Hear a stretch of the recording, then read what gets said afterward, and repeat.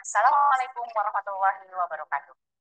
Sobat pelatihan yang dirahmati oleh Allah Subhanahu wa taala, alhamdulillah ketemu lagi dalam siklus operasional madrasah.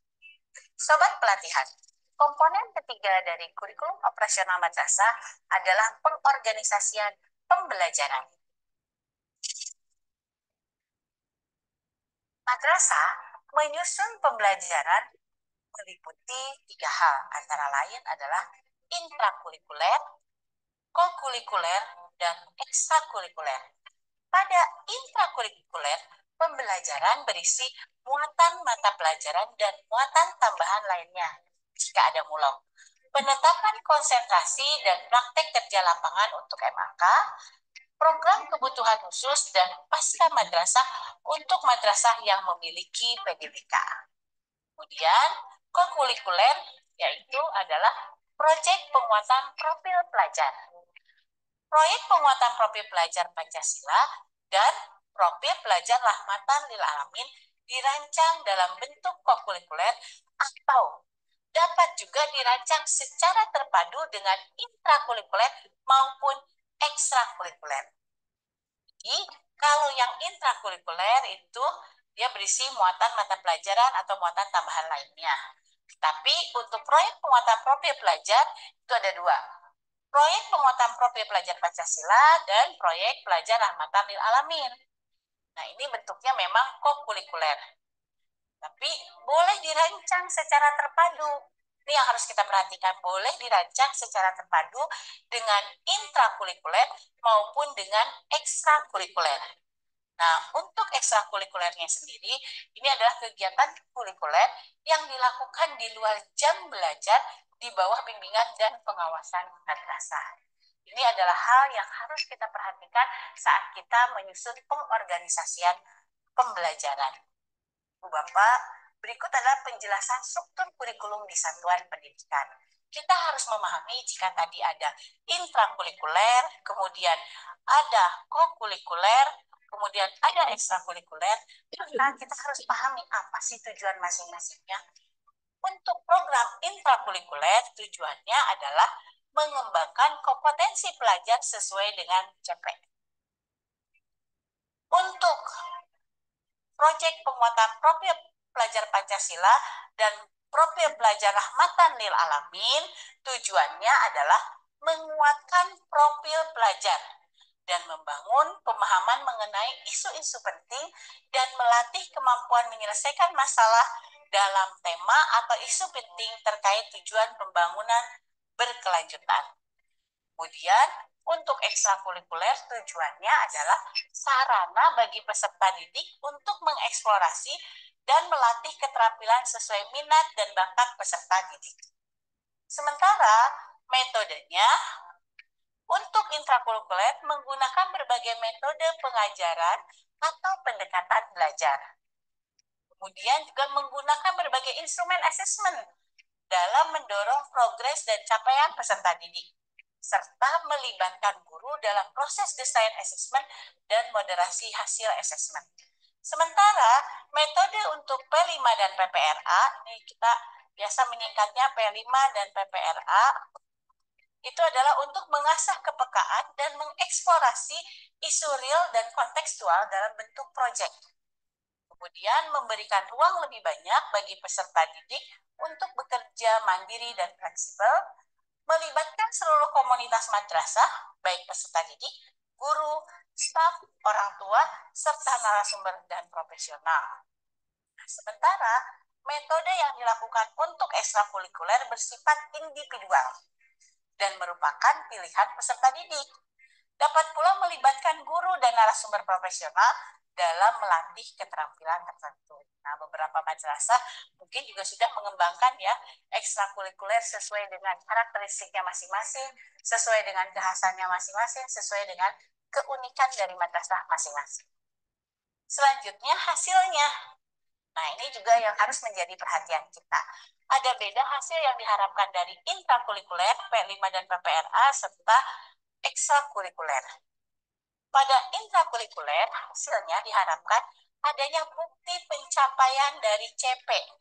CP atau kita sering Ini adalah capaian pembelajaran yang kita singkat CP berupa portofolio atau kumpulan hasil pekerjaan peserta didik dengan berbagai instrumen asesmen dan dilaporkan melalui raport.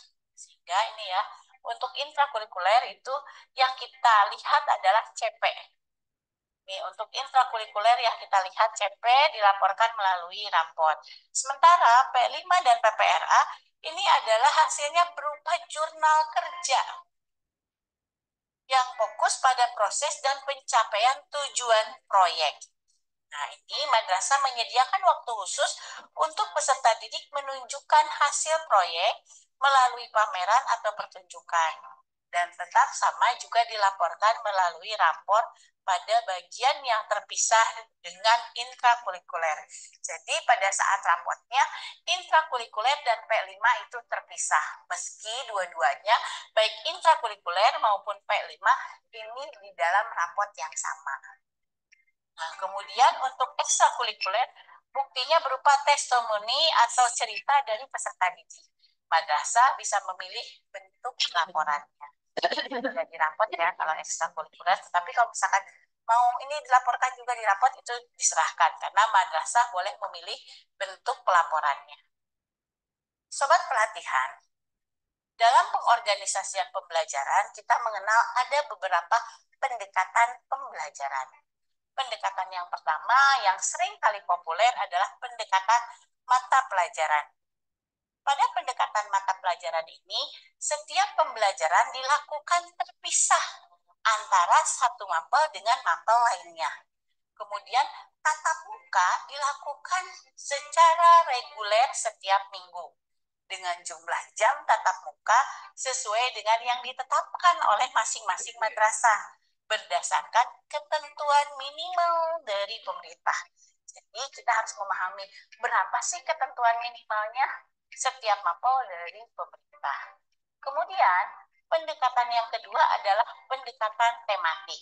Nah, ini sangat populer untuk RA dan MI kelas awal. Pada pendekatan tematik, pembelajaran disusun berdasarkan tema yang menaungi kompetensi-kompetensi dari berbagai mata pelajaran. Pendekatan pembelajaran yang mengintegrasikan berbagai kompetensi dari berbagai mata pelajaran ke dalam berbagai tema. Ini dari berbagai mata pelajaran ke dalam tema. Kemudian di sini SD atau MI ya, kita dapat mengorganisasikan muatan pembelajaran menggunakan pendekatan mata pembelajaran atau tematik.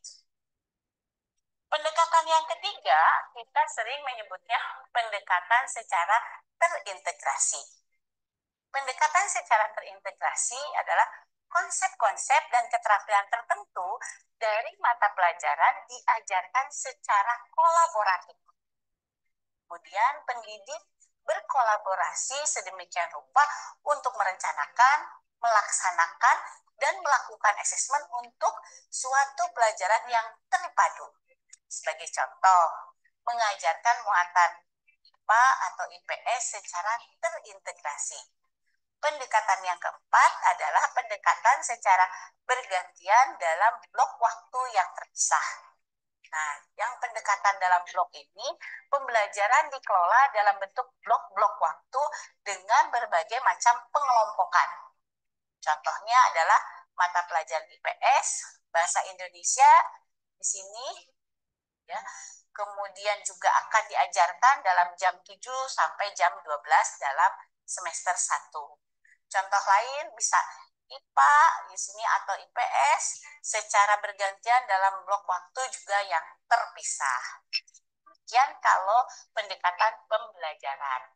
Jadi tadi ya pendekatan pembelajaran itu ada pendekatannya mata pelajaran, ada tematik, kemudian ada secara terintegrasi, kemudian juga bergantian dalam waktu ya. Di sini pendekatannya bergantian dalam blok waktu terpisah. Nah, sekarang madrasah silahkan memilih mau pendekatan mana yang kira-kiranya itu semua gurunya ya di sini bisa memahami.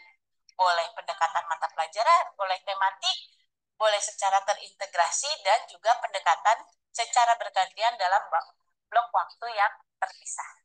Sobat pelatihan, demikianlah komponen-komponen yang ada di KOM. Semoga kita bisa melakukan komponen-komponen tersebut sesuai dengan karakteristik madrasah masing-masing. Tetap semangat untuk membuat KOM yang sesuai dengan karakteristik madrasah masing-masing. Kita bertemu lagi pada sesi selanjutnya. Billahi taufiq wal hidayah. Assalamualaikum warahmatullahi wabarakatuh.